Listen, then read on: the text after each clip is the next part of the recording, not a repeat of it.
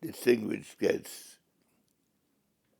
and friends who are assembled here for this occasion. I'm extremely sorry that technical medical reasons prevent me from attending in person. But it means a great deal to me. I'm deeply touched by the remarks made by previous speakers and about the generous comments they've made about my role in Chinese relations.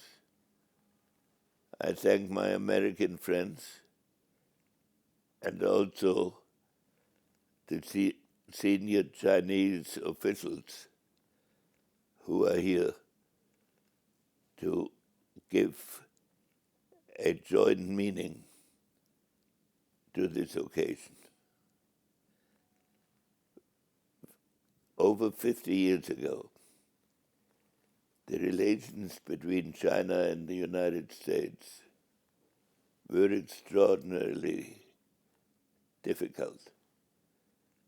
We had fought on opposite sides in the Korean War. There had been tensions in the Taiwan Straits, and 162 meetings between American and Chinese ambassadors in Warsaw on the issue of Taiwan had failed. Indeed, had failed always on the same day of the meeting, because neither side would make any alteration in their positions. And at that moment, the leaders of both countries decided on a new approach. I will make my comments in relation primarily to the American side.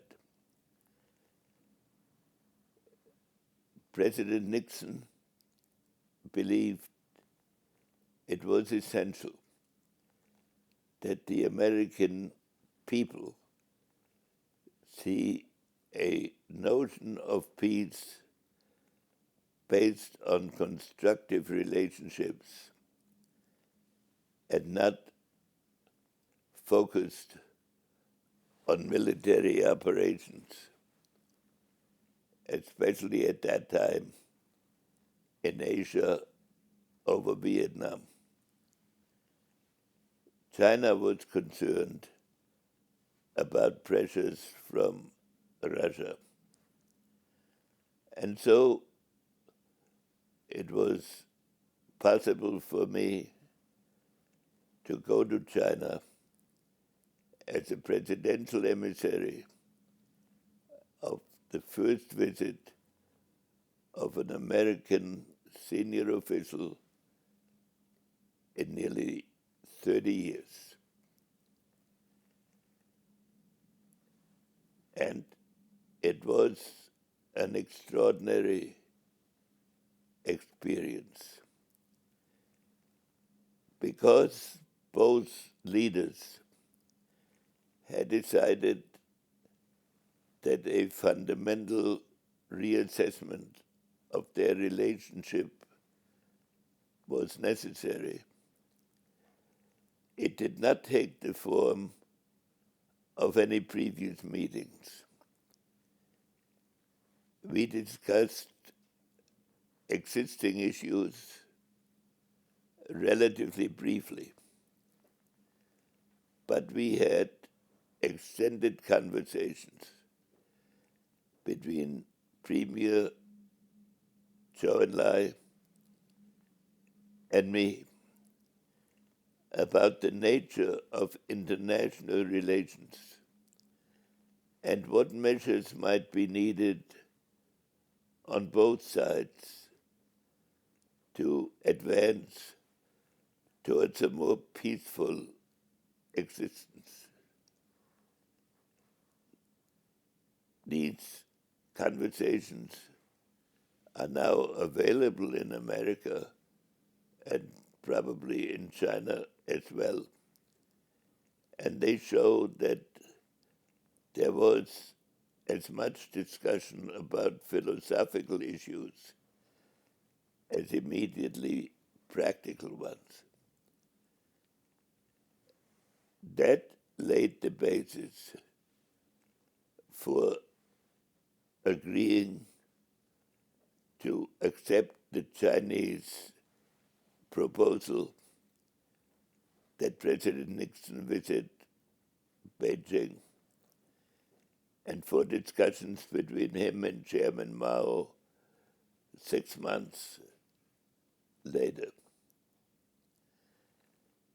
Before that, I paid another visit to China for another set of extensive conversations with Zhou Enlai in order to create the conditions for a most useful meeting between the two leaders. During that meeting, we agreed on the proposal of the Chinese side that we do not pretend to agreements that were yet in the future, and that each side should state its position, even if it differed with that of the other. But that gave the agreements that concerned the one China acceptance by the United States and the Chinese commitment that hegemony should be resisted, a significant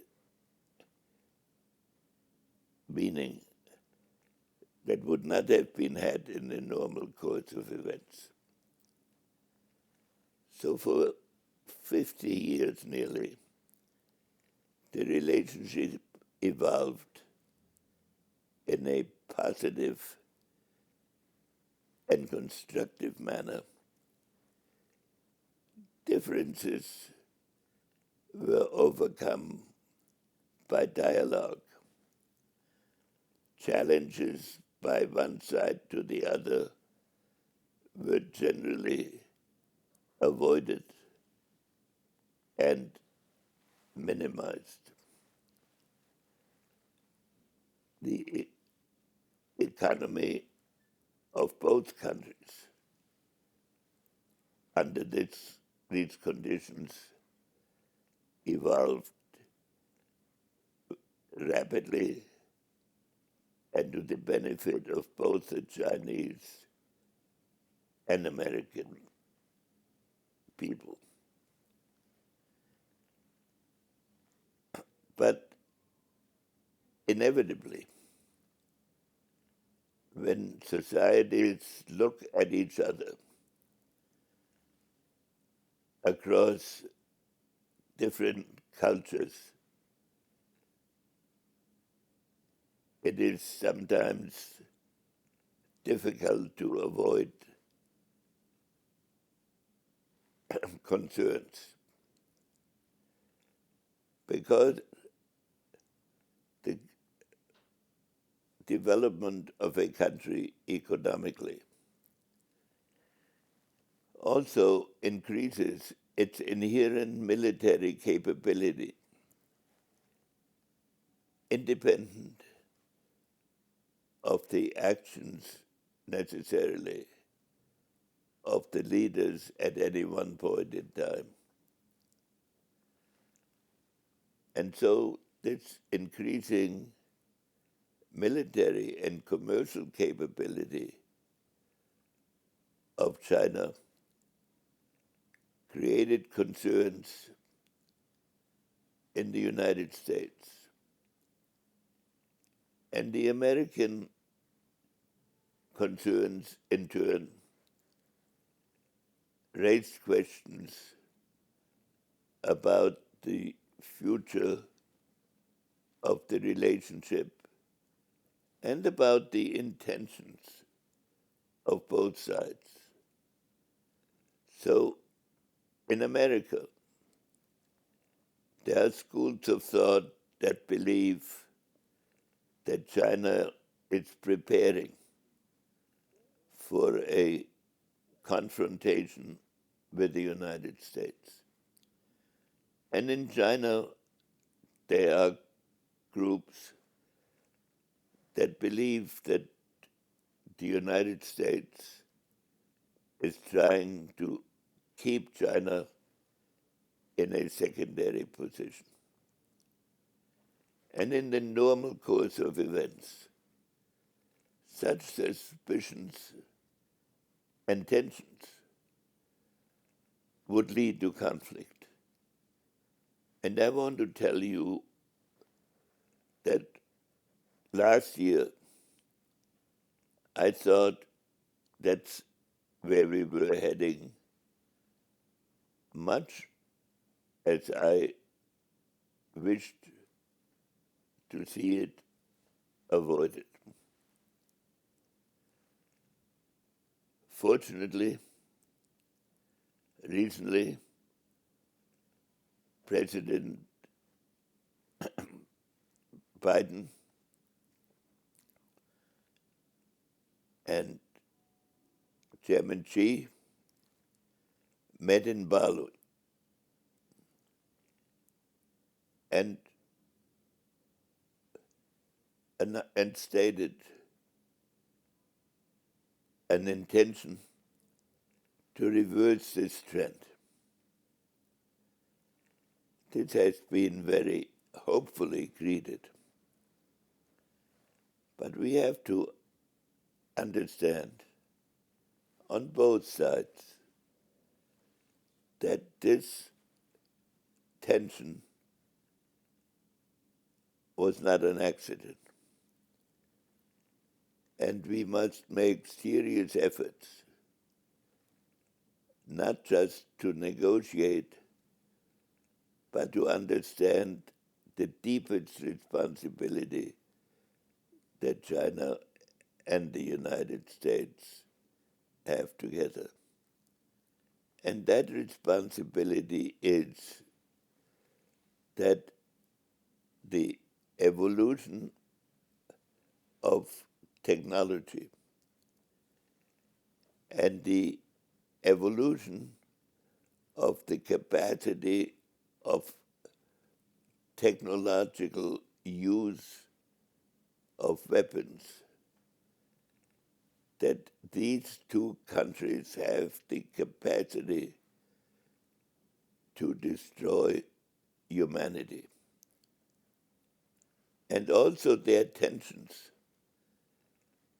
create stalemates all over Asia and potentially around the world as various people and countries seek to adjust to these apparent conflicts. So I have said before, and I want to repeat here, I welcome the decisions that have been made to foster dialogue in so many fields. And China has made a number of practical steps in that direction. And the United States is seriously studying its potential role And I have every confidence that the President and the Secretary of State intend to move towards a relationship more compatible with peace and progress in the world. So each nation needs to understand the other more fully. And its leaders need to find an opportunity to realize that conflict and confrontation can only lead to ultimate disaster. While working together, we can achieve great things, not just for our countries, but also for humanity. China and the United States have different perceptions of culture and of how to conduct themselves. The United States takes a pragmatic look at immediate difficulties and seeks to resolve them. China has a Confucian approach that requires each nation, and especially the Chinese nation, to operate at the limit of its capability. This needs to be understood by both sides as they launch themselves on this important task. Neither nation can be defeated. There is no shortcut, and there is no clever diplomacy that can get a decisive advantage.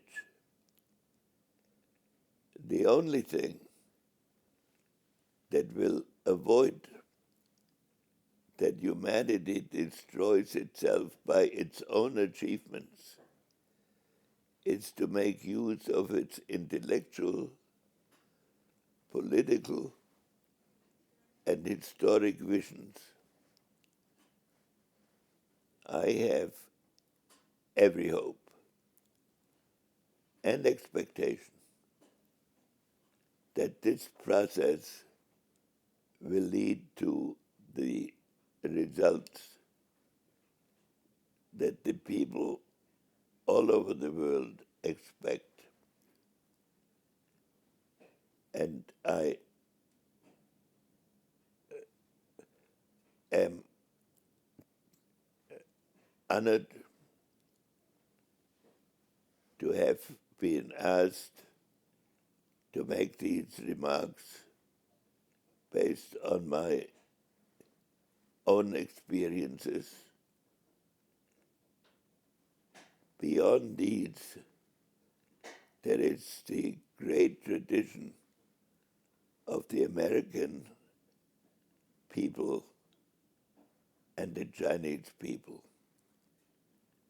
And I am confident that we will find negotiators that can carry out the impetus that our leaders have given in Bali, and that the world will benefit from the great capacities of our peoples devoted to constructive tasks of cooperation, and that the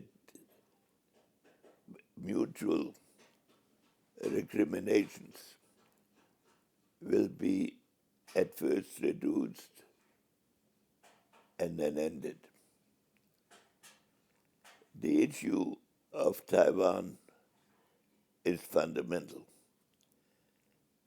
And the great thing that was achieved at the Shanghai communique by both sides is to permit it to evolve in a manner that respected the convictions of each side and made it possible for the people of Taiwan to evolve in a positive manner. These principles should be renewed, and it's my hope that mutual threats will gradually disappear